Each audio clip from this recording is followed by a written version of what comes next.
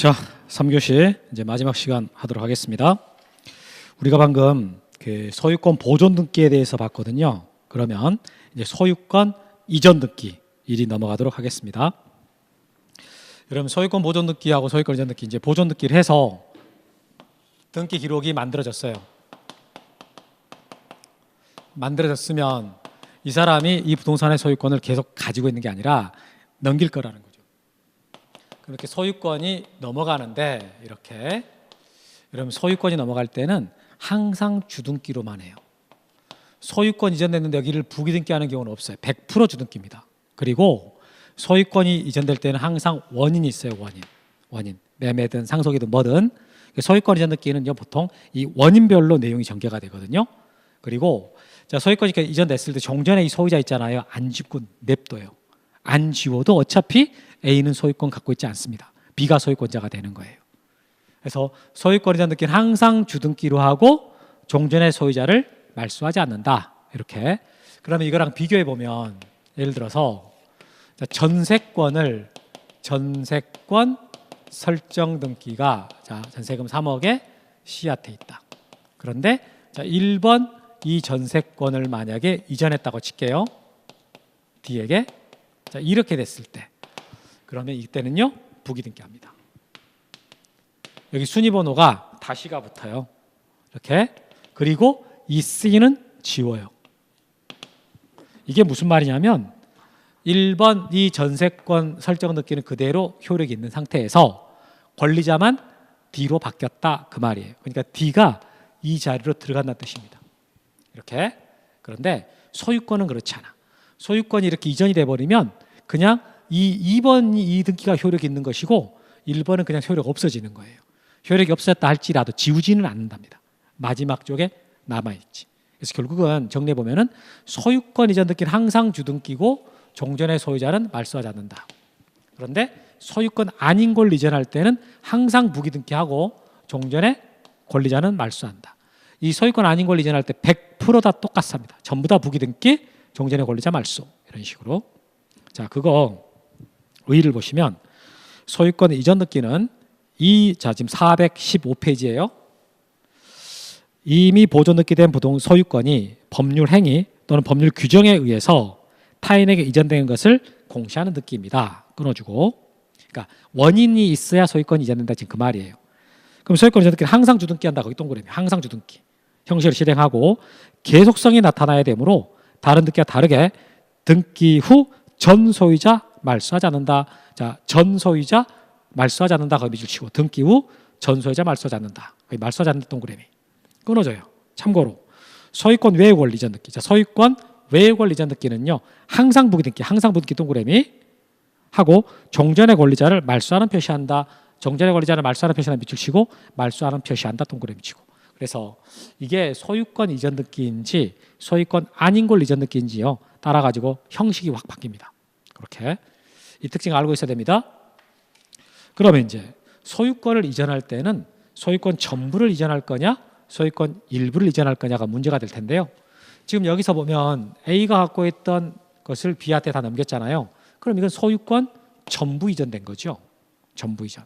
그런데 만약에 B가 뭐 사망을 한다거나, 사망할 수 있죠. 사망해가지고 C하고 D가 2분의 1 상속을 받았다. 그러면 이제 공동명의로 바뀔 거 아니겠습니까? 그러면 소유권 이전 등기 공유자 지분 2분의 1 C, 공유자 지분 2분의 1 D, 이렇게 씁니다. 이렇게. 근데 여러분, 이걸 어떻게 등기관 여기다 썼냔 말이에요. 등기관이 어떻게 이 C가 2분의 1 지분 갖고 있고 D가 2분의 1 지분 갖고 있는지를 어떻게 할 거냐. 신청서에서 써줘요. 소유권에 이렇게 이걸 보고 소유권 일부 이전이라고 그래요. 단독 소유가 공동 소유로 됐을 때 이걸 소유권의 일부 이전 이렇게 표현하거든요. 그럴 때는 이전할 지분이 얼마다라고 쓰는 거예요. 만약에 C가 자기 지분 2분의 1 중에서 절반을 만약에 넘긴다.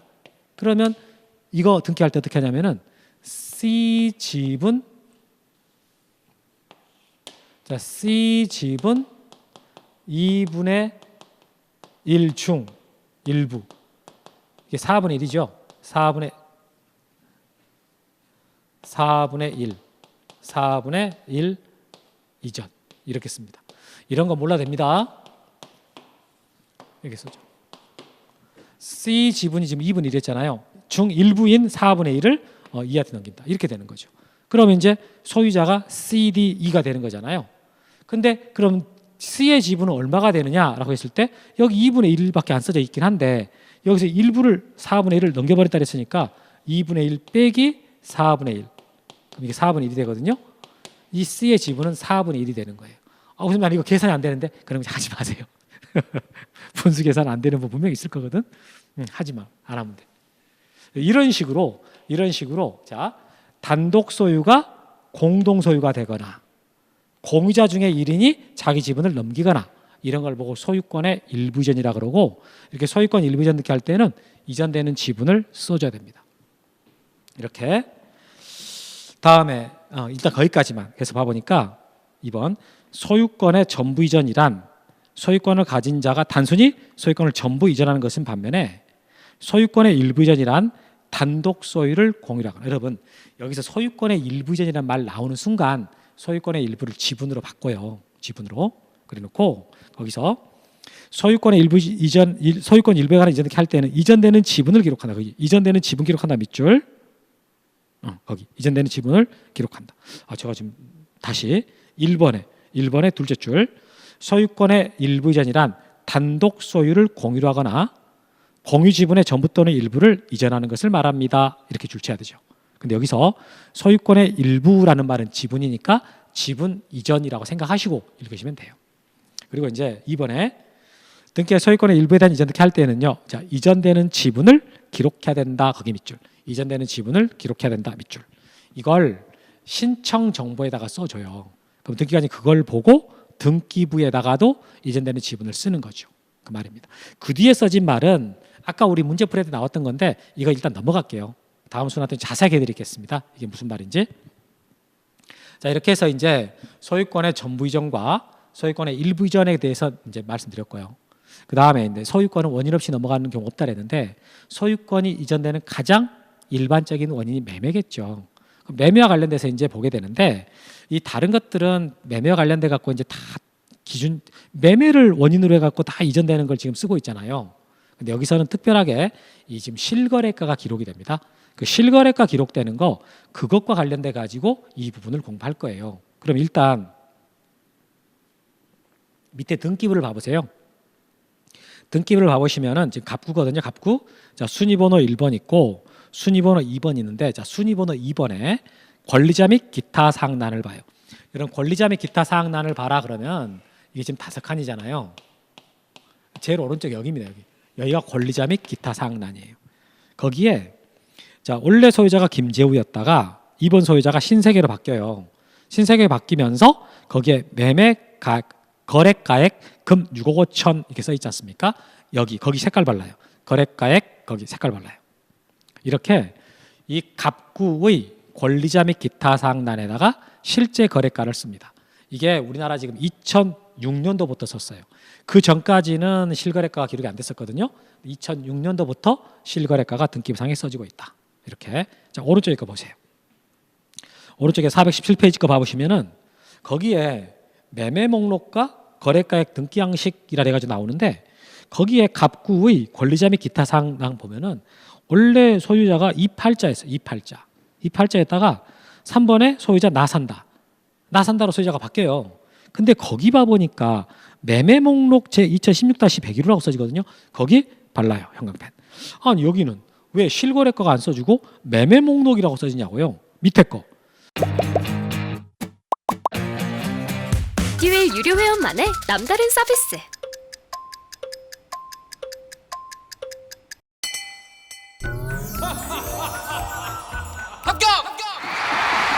합격하고 돈도 받는 혜택. 오직 에듀윌 유료 회원에게만. 에듀윌. 무료 합격!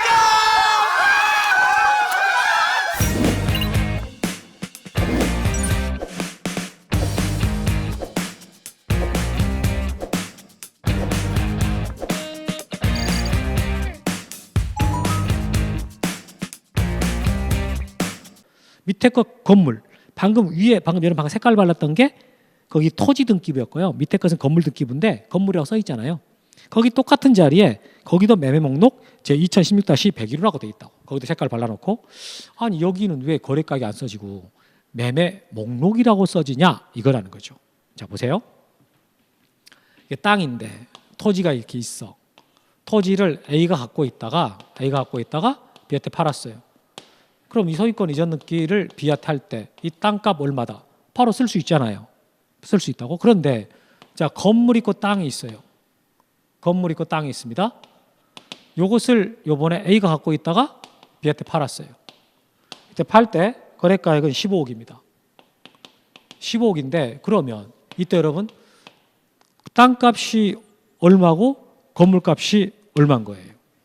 이거 땅값이 얼마인지 건물값이 얼마인지 우리가 거래가 그 매매계약 체결할 때 이게 땅값 얼마 건물값 얼마 이렇게 나눠 갖고 계약을 하는 게 아니잖아요. 그냥 통으로 15억 하겠다 이렇게 되는 거죠.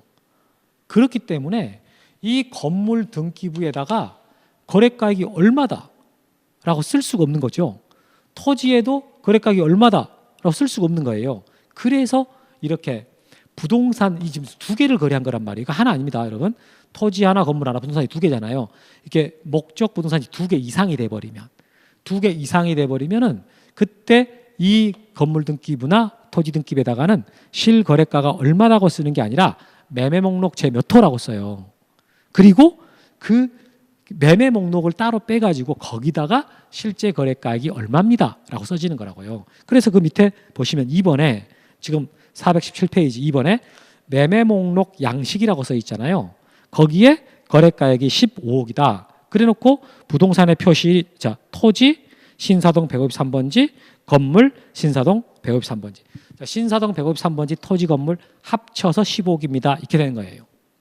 그래서 여러분들이 아파트를 떼보면은 아파트 등기부를 떼보면은 직접 거래가액이 얼마라고 써지는 경우가 대부분일 건데 단독주택 등기부를 떼보잖아요. 그럼 이렇게 써진 것이 대부분입니다. 단독주택은 땅 건물이 같이 처분되잖아요. 부동산 두 개를 처분한 거거든. 이런 식으로 기록이 되는 거죠. 자, 이렇게 등기부에 기록되는 거, 실거래가가 기록되는데 이와 관련돼 가지고 왼쪽에 그 내용이 나옵니다. 자, 416페이지 3번 매매로 인한 소유권 이전 등기와 거래가액 등기라고 돼 있는데 1번 거래계약 신고 필증 정보 제공이다 이렇게 돼 있어요. 무슨 말이냐? 자, 부동산 거래 신고 등에 관한 법률 제3조 1항에 의한 계약 거기 3조 1항에서 정하진 계약 줄쳐 보고 이게 매매계약이에요. 매매계약. 자, 매매계약을 원인으로 하는 소유권 이전 등기 신청할 경우에는 끊어주고 자, 매매계약으로 소유권 이전 등기 할 때 그 소유권 이전 등기 밑줄 끊어주고 거래가액 동그라미 거래가액을 신청 정보 내용으로 거기 신청 정보 내용으로 밑줄 그러니까 신청 정보에다가 실거래가 쓰란 소리예요. 하고 시장군수청장으로부터 제공받은 거래계약 신고 필증 정보를 첨부 정보로 제공해라. 거기 거래계약 신고 필증 정보 동그라미 이것을 제공해라 밑줄. 이게 뭐냐면 이제 자 우리 아까 신청서 한번 가볼게요. 우리 봤던 것 중에 407페이지 가봐요. 407페이지 거기 보시면 부동산의 표시 아까 색깔 발라놓은 거 있잖아요. 거기에 일동 건물 표시 전유분 건물 표시 대지권의 표시 그 밑에 거래신고 1년 번호 거래가액하고 나온 거 있어요. 거기 거래가액 나왔지 않습니까? 써진다고 여기에 거래가액이 여기 써진다고. 이걸 보고 그러니까 신청정보에다가 거래가액을 써라 그 말이고 등기관은 이걸 보고 쓰는 거예요. 그런데 여기 나온 거래가액 6억 5천만 원이 진짜인지를 등기관은 몰라요. 모르기 때문에 그러니까 뭘 첨부한다? 이런 매매계약 체결하게 되면은 30일 내로 거래 신고하게 돼 있습니다. 그 구청, 시청 여기다가 거래 신고하게 돼 있단 말이에요. 그럼 거래 신고하게 되면 거래 신고 필증이 나오거든. 그 거래 신고 필증을 붙여라, 첨부해라. 넘겨보세요.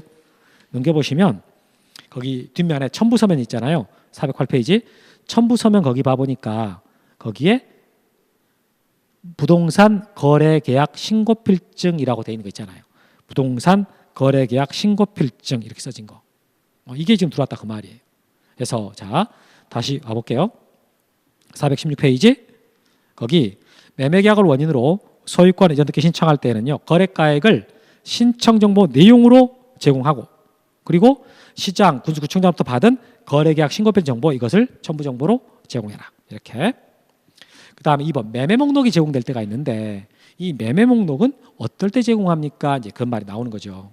거기 보니까 이 경우에 거래 부동산이 2개 이상일 때, 2개 이상 동그라미 또는 한 개라, 자 부동산이 한 개라 하더라도 여러 명의 매도인과 여러 명의 매수인 사이 매매계 거기 밑줄.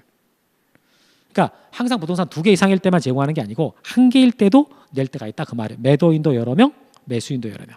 이럴 때는 매매 목록을 제공한다. 그럼 매매 목록 제공해 갖고 어디다가 쓰느냐라는 것은 방금 봤잖아요. 그럼 실제 거래가액 등기하는 방식이 이제 3번에 써졌는데 방금 이걸 확인했어요. 1번. 자, 매매 목록에 제공이 필요 없는 경우다. 지금 밑에 박스였던 거죠. 여기는 밑에 등기부. 자, 갑구의 권리자 및 기타 사항나 거기 갑구 동그라미 치고 권리자 및 기타 사항나 밑줄 치고 거기다가 거래가액을 기록하는 방법으로 직접 거래가액을 쓴다 그 말이에요. 아까 색깔 발랐잖아요. 그 다음에 2번.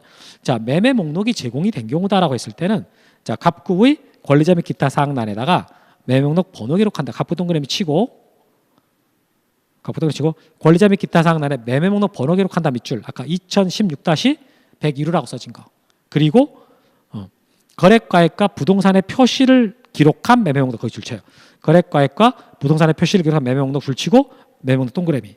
그것을 전자적으로 작성해서 번호를 부여하는 방법으로 거래가액 씁니다. 이게 법 규정이 좀 이렇게 돼 있는데 약간 좀 말이 좀 복잡하게 돼 있잖아요. 간단하게 말하면 이 갑구의 권리자 및 기타 사항란에다가 매매 목록 번호 얼마다 뭐라고 쓰고요. 그리고 매매 목록을 따로 빼가지고 거기다가 부동산 표시와 거래가액을 씁니다. 이런 뜻이 되는 거지. 오른쪽에 지금 보고 있는 거죠. 그래서 제가 미리 이게 등기부를 먼저 봤던 게 이 문장을 읽어가지고는 설명이 잘 안 되잖아요. 그래서 이 내용을 읽을 때는 거기 등기부를 보면서 하는 게 좋다. 이렇게. 다음에 417페이지 상속을 원인으로 하는 이전. 여러분 이게 소유권이 넘어갈 때요. 이게 원인 없이 넘어가는 경우는 없어요. 반드시 이제 뭔가 있어야 되는데 매매가 대표적이긴 한데 또 대표적으로 상속이 있지 않습니까? 상속은 법률 행위가 아니라 법률 규정이다라는 거 여러분 알고 있단 말이에요. 그러면 이 상속이라는 개념하고요 같이 좀 봐야 되는 게 유증이라고 있어요. 유증. 이것과 이것은 뭐가 다르냐? 자, A가 건물주인데 아무 말씀 없이 그냥 돌아가셔 버렸어요. 그러면 이때 이 A의 이 건물에 대한 소유권은요 그냥 우리 법에 있는 규정에 따라 가지고 상속인들한테 자동으로 넘어갑니다. 이렇게 자동으로 넘어가요. 그때 1순위 상속인이 자식들, 직계 비속 자식들이에요. 2순위 상속인이 직계 존속 부모님. 그리고 항상 배우자, 자기 배우자는요 1순위야. 이게 1순위가 직계 비속. 이런 거 시험에 안 나옵니다. 2순위가 직계 존속. 3순위가 사촌 이내의 친족. 이렇게.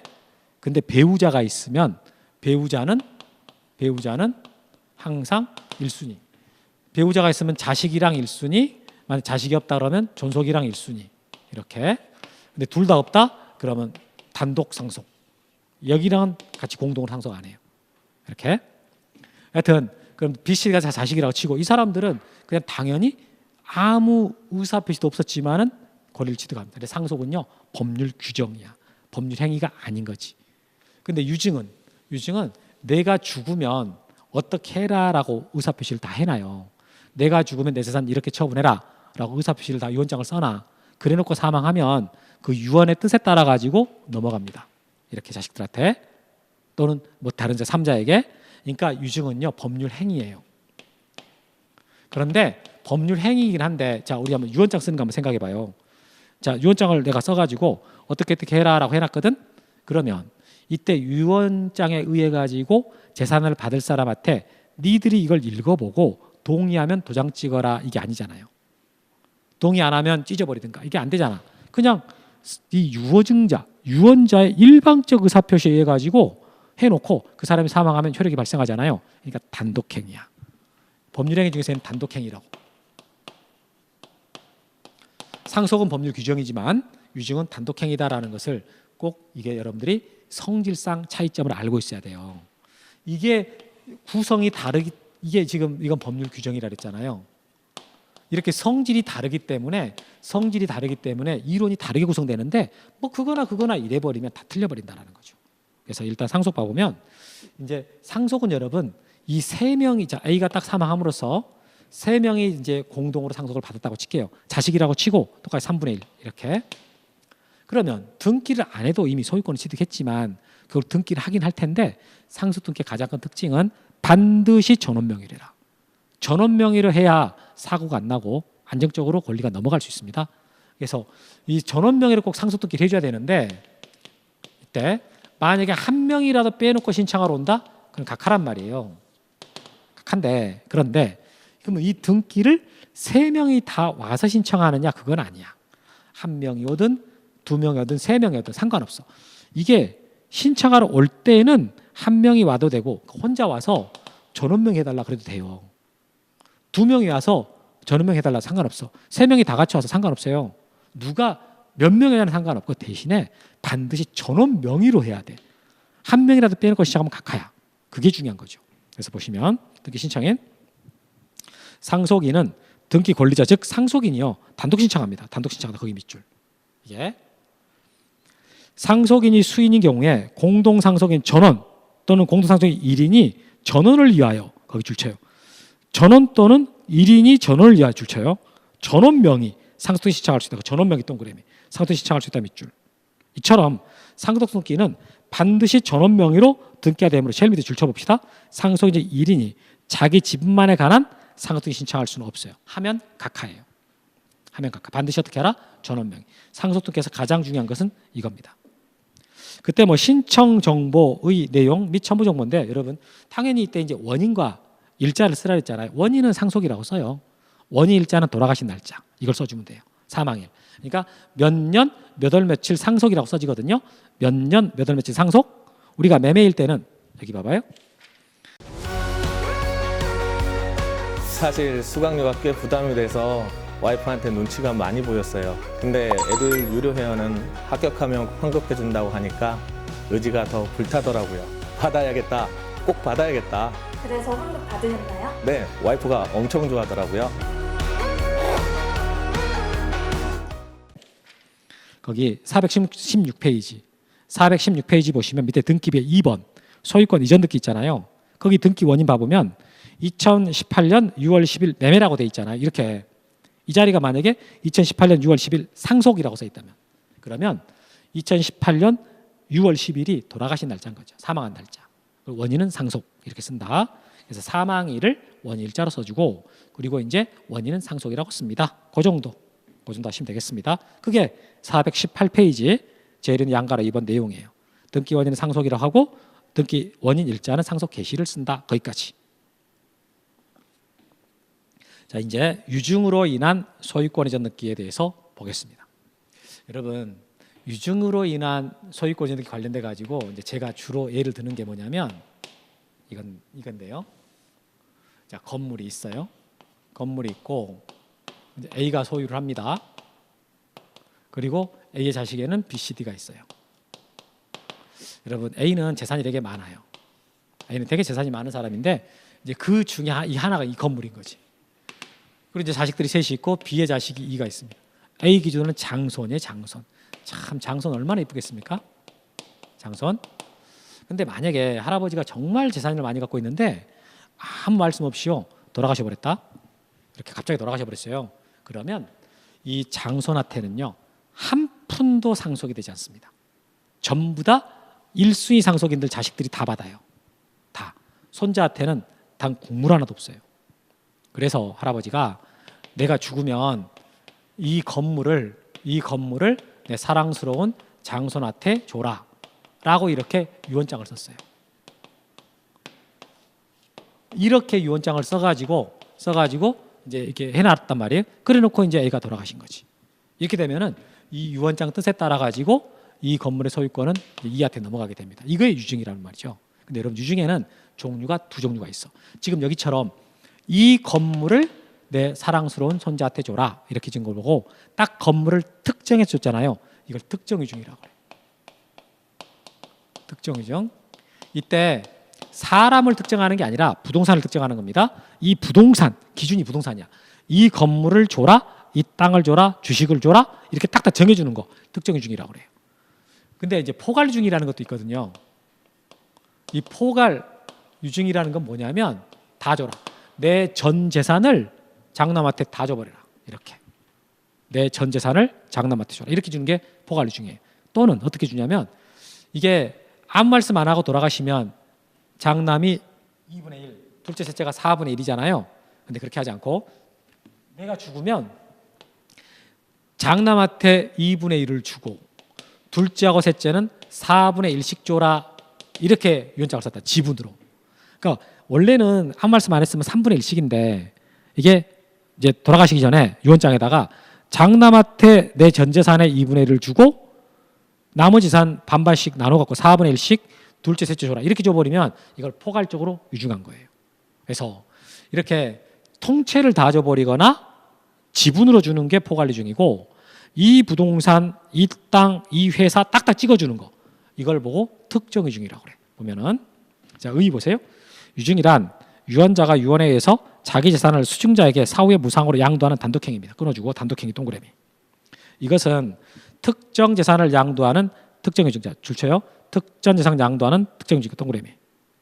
거기 줄치고 특정 유증 동그라미. 일정 지분을 양도하는 포괄적 유증 줄치고 포괄적 유증 동그라미. 이렇게 두 가지가 있습니다. 특정 유증과 포괄 유증. 그러면 이제 자 이걸 아까 손자한테 줘라 이렇게 했다고 칠게요. 이럴 때 여러분 손자한테 줘라라고 유언자가 썼을 때 이때 이 당사자들을 좀 알아야 되거든요. 이때 이 사람을 A를요 유증자라 그래요.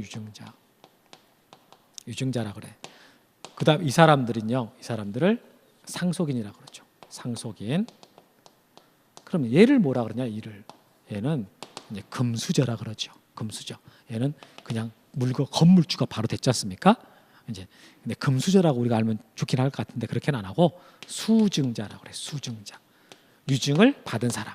유증을 한 사람, 유증을 받은 사람, 그리고 상속인이 있는 거예요.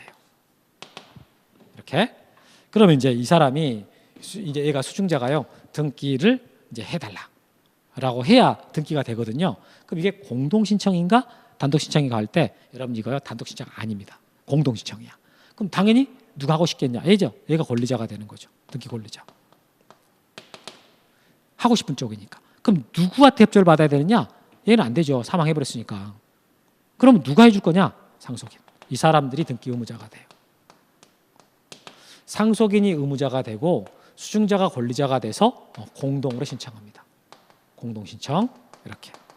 근데 만약에 상속인만 있는 경우도 있겠지만은요. 이게 재산이 많다 그랬잖아요. 그럼 유언 집행자를 정해놓을 수가 있어. 내가 유언한 이 내용을 네가 집행을 해라라고 정해놓으면은요. 그 유언 집행자가 의무자가 되는 거야. 유언 집행자가. 그래서 상속인 또는 유언 집행자가 의무자가 되고 수증자가 권리자가 돼서 공동을 한다. 보시면 등기 신청인. 유증으로 인한 소유권 이전 등기는 포괄 유증이든 특정이든 거기 줄쳐요. 포괄 유증이든 특정이든 불문하고 수증자를 등기 권리자, 수증자 동그라미 등기 권리자 밑줄. 상속인 또는 유언 집행자 동그라미 치고 등기 의무자로 해서 공동으로 신청합니다. 거기다가 단독 신청 아님 하고 써요. 이게 단독 신청 아니거든. 공동 신청이라고요. 이거 꼭 알아야 됩니다. 그때 등기 원인과 연월일을 뭐라고 쓸 거냐? 자 여기서 소유권 이전 등기를 이제 B2라고 넘어간단 말이에요. 당연히 유증이라고 쓰죠. 그럼 원인일자를 뭐라고 쓰느냐? 돌아가신 날짜 쓰면 돼요. 돌아가신 날짜 써주면 된다고. 그러니까 사망일을 쓰고 유증이라고 씁니다. 그런데 여기다가 조건을 붙여서 조건을. 아까 할아버지가 손자한테 내가 지금 줘라라고 유언장을 썼는데 거기다가 뭐라고 해놨냐면 이놈이 장가를 가면 줘라. 장가를 가면 줘라. 장가 갈지 안 갈지는 모르는 거 아닙니까? 조건을 붙여놓은 거지. 그래서 얘가 이제 아니 뭐야 장가를 가야 된다고 그럼 서둘러야지. 해가지고 서둘러 가지고 장가를 했어요. 결혼했어요. 그럼 결혼하니까 이제 이전 듣게 해주세요. 라고 할 수 있게 될 거고 그러면 그때 여기 원인과 일자는 뭐라고 써지냐? 원인은 여기다가 장가라고 쓰지 않아요. 원인은 그냥 유증이라고 써. 그런데 원인 일자 있죠. 원인 일자. 이건 장가 간 날을 씁니다. 조건 성취. 좀 어려우면 그냥 일단 패스하세요. 이건 하지 말고.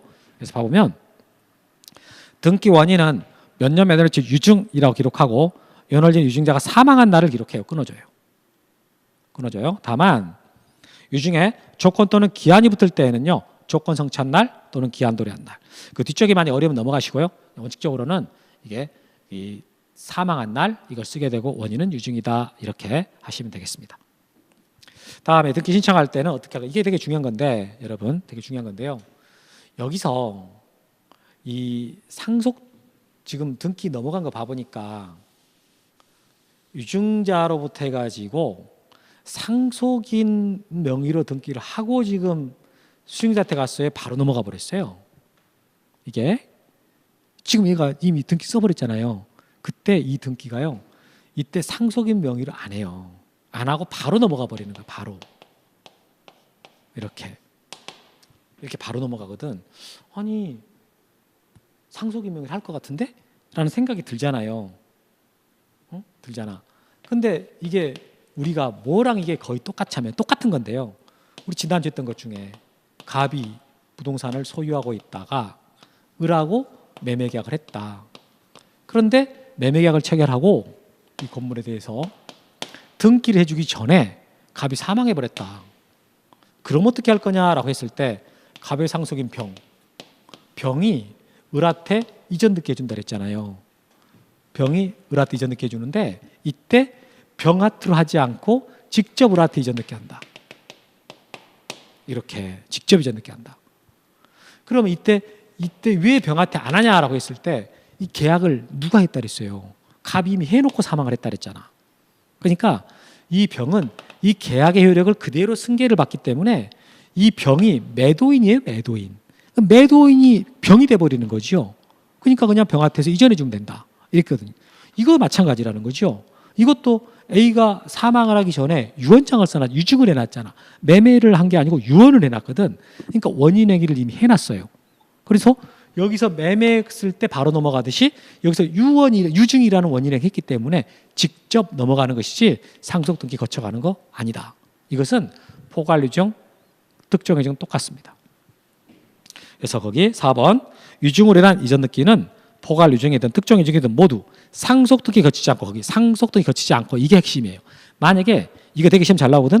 여기를 틀리게 내고 싶을 때는요. 상속등기를 거쳐 이렇게 쓰는 거예요. 하지 않고 직접 수증자 명의로 이전 등기한다. 직접 수증자 명의 동그라미. 이거. 그 다음에 이제 그러면 유증은 언제 효력을 발생합니까? 라고 했을 때 여러분 이게 아까 이제 여기서 이게 특정 유증이라 그랬단 말이에요. 아까 할아버지가 하여튼 조라 그랬어. 근데 특정 유증 했는데 그러면 이 유증은 법률 행위라 그랬잖아요.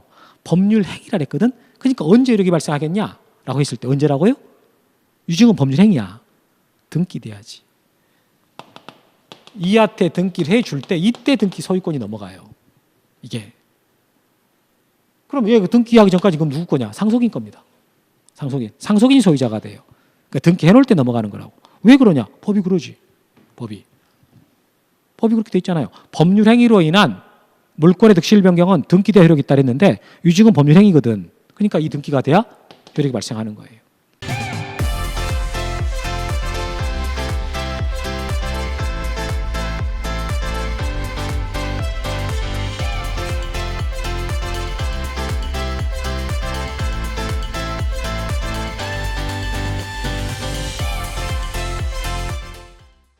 그런데 유증에는 여러분 두 가지가 있다 했지 않습니까? 이건 특정 유증이고 포괄 유증. 내 전 재산을 다 줘버려라 이렇게 썼단 말이에요. 그럼 포괄 유증이야. 그건 효력 언제 발생하는가? 사망할 때 바로 발생합니다. 아니 또 그건 왜 그러냐? 법이 그래요. 민법에가 따로 규정이 마련돼 있어. 포괄 유증의 효력은 상속의 규정을 준용한다라는 규정이 있습니다. 포괄 유증의 효력은 상속 규정을 준용한다. 상속 사망할 때로 발생하잖아요. 그 규정 때문에 포괄 유증은 사망할 때 효력이 발생하는 것이고 특정 유증은요 따로 규정이 없으니까 원래 성질대로 가야 되는 거야. 그래서 법률 행위이기 때문에 등기돼야 효력이 있다 이렇게 가는 거거든요. 이거 일단 쉬운 말들은 아니지만 아 저런 게 있구나. 와 내가 저런 걸 해야 되나 보지? 맞아요. 해야 돼. 하면 되지. 여러분 지금 제가 카메라를 보고 수업하고 있는 게 아니라 저를 보고 수업을 하고 있어요. 저 맞은편에 거울이 있어갖고 제가 보여요. 그래가지고 아무도 없으니까 지금 저만 보고 수업하고 있습니다. 얼굴은 잘 안 보여. 멀리 있어가지고. 자 보면 5번에 유증의 효력 발생 시기. 거기 포괄적 유증 동그라미 치고 포괄적 유증의 경우는 상속 규정을 준용해서 유증자의 사망 시, 유증자의 사망 시 밑줄 지나게 이때 효력이 발생합니다.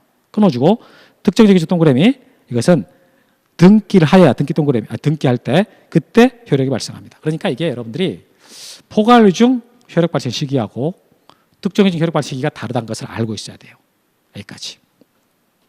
이렇게 해서 또 어떤 것은 포괄유증이랑 특정이랑 또 같은 것도 있고 어떤 것은 다르네. 좀 그렇잖아요.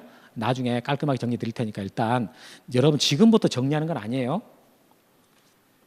공부 처음 하신 분들은 일단 내용을 들어보시면서 이런 것들이 있구나. 이걸 파악하는 게 중요한 것이지 깔끔하게 정리가 된다? 이건 말도 안 되는 겁니다. 정리는 나중에 제가 깔끔하게 해서 드릴 테니까 일단 이런 걸 다 들어보는 거죠. 이런 걸. 다음에 이제 마지막 진정 명예회복을 원인으로 하는 소유권 이전. 오늘 여기까지만 할게요. 소유권 듣기 여기까지. 여러분 진정 명예회복을 원인으로 하는 소유권 이전.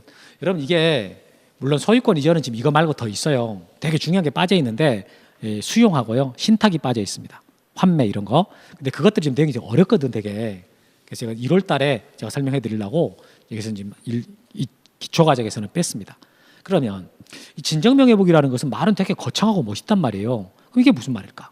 자 보시면 소유권을 A가 지금 갖고 있다가 이전 등기를 B한테 했어요. 그리고 이제 이전 등기를 또 C한테 넘어갔습니다. 그럼 여기서 매매가 있었고 이 매매가 있었어요. 건물에 대해서 자 이렇게 돼 있을 때 A에서 B로 넘어갈 때 이 매매가 만약에 무효다. 무효. 절대적 무효. 절대적 무효. 그럼 싹 다 무효예요. 이제 민법 시간에 배우잖아요. 절대적 무효다 그러면 싹 다 무효다 이거. 밑에 거까지 다. 근데 그러면 2번을 이게 무효니까 말소를 해버리면 밑에 거 다 지워져 버리냐? 이게 아니야. 이게 아니라고. 그러니까 무효인 거하고요. 그 무효인 등기를 말소하는 방법에 있어서 좀 절차상 차이가 있거든요. 이게 여러분 무효라고 할지라도 지금 2번이 무효라 그랬잖아요. 그래도 일단 등기부상에 기록이 돼 있으면 3번은 추정력이라는 게 있어. 추정력이라는 게. 그래서 일단 이 사람은 권리자로 추정이 되기 때문에 그렇기 때문에 이제 이 A하고 C하고 좀 다툼이 있을 수가 있습니다. 그러면 하여튼 이게 무효라 그랬다. 얘가 무효니까 싹 다 무효가 됐다. 그럼 이제 말소를 한다. 말소를 한다 그러면 어떻게 말소할 거냐라고 했을 때요. 그냥 2번만 지우면 되냐가 아니라 여러분 지금 현재요. 등기상에서 놓고 보면은 2번은요. 아무것도 없어요. 그냥 0이야. 그럼 누가 현재 등기상의 소유권자냐? 3번이에요. C가 소유권자. 등기상에서. 그러면 말소를 한다 그럴 때는요. 항상 등기상에서 소유권을 말소할 때는 밑에서부터 지워서 올라가야 돼요. 이거 중요한 말이에요. 이걸 말소를 하고 그럼 소유권이 누구한테 갑니까? 등기상에서 B한테 가잖아요. 그때 이걸 지우는 거예요. 그럼 A가 소유권자가 되는 거야. 항상 소유권이 이전됐을 때 말소하는 방식은 2번이 절대적 무효라 해가지고 2번을 지우면 밑에 거 다 지워져 버린다. 이게 아니라 항상 말소하는 방식은 싹 다 무효라고 할지라도 2번, 3번 다 무효야. 확인됐어 지금. 판결까지 받았다고 쳐봐요. 그래도 말소할 때는 반드시 3번을 먼저 지우고 올라가야 돼요. 그럼 3번을 말소를 이렇게 하려면 그러면 소유권이 누구한테 가냐? B한테 가. 그 다음에 이거 지워야 돼요. 그러니까 A 입장에서 본다면 말소 등기를 2건을 해야 자기한테 소유권이 와요. 그런데 A 입장에서 볼 때는 굳이 뭐 2건씩 할 거 있겠나? 그냥 한 방에 끝내버리고 싶은데 이런 생각 할 수 있잖아요. 그럼 이게 자 똑같은 상황에서 A가 갖고 있고 이전 등기 B한테 있고 C한테 돼 있을 때 이렇게 2번을 말소하지 않고 한 방에 끝내는 방법이 있느냐? 있어요. 어떻게 하면 되냐면 그냥 여기서 바로 이전 등기를 해버리면 돼. A한테로. 그럼 바로 한 방에 끝나버리잖아요. 이렇게 원래는 등기 원인의 무효 등으로 말소 등기해야 될 상황이야. 말소 등기할 상황인데 말소 등기하지 않고 이전 등기할 수 있도록 허용을 해줬거든요. 그때 그 원인을 진정 명의 회복이라고 그래요. 그러니까 진정 명의 회복이라는 말은 아무 때나 막 쓰는 거 아니에요. 원래는 말소 등기할 상황인데 그렇게 하지 않고 이전 등기할 때 그럴 때 그 원인을 진정 명의 회복이라고 한다. 보시면은 제일 밑에 의 자기 앞으로 소유권을 표상하는 등기되어 있었거나 법률 규정에 의하여 소유권을 취득한 자가 끊어요. 자가 자기 명의 등기 명의를 회복하게 한 방법으로요. 등기의 말소를 구한 대신 말소 동그라미 구한 대신 밑줄 자기 자신 명의로 이전 등기 거기 밑줄 자신 명의 이전 등기 동그라미 하는 것을 진정명 회복을 원인으로 하는 이전 등기를 합니다. 그래서 그러니까 원래 이제 이 원래 소유권을 가지고 있던 사람이 자기 명의로 소유권을 회복하고자 할 때 말소 등기를 하지 않고 이전 등기할 때 그때 원인을 진정 명회복이라고 한다. 물론 이 등기 원인이 무효가 됐겠지. 무효 등으로 이렇게 등기 원인의 무효 등으로 말소 등기할 상황에서 그렇게 하지 않고 이전 등기할 때다. 이렇게. 그럼 이 4번 등기 이제 해달라고 신청할 때 어떻게 신청으로 하겠는가? 직권으로 하겠는가? 신청해야죠. 왜냐하면 등기관은 모르잖아요. 그럼 이걸 공동으로 하겠는가? 단독으로 하겠는가? 보면은 여러분 이 등기를 A가 하고 싶겠죠. A가 하고 싶을 거 아니에요? 그러면 A가 하고 싶다 해서 혼자 할 수 있는가? 그건 아니지. C가 협조해줘야 되거든. C가. 그러니까 기본적으로는 공동 신청이 되는 거예요.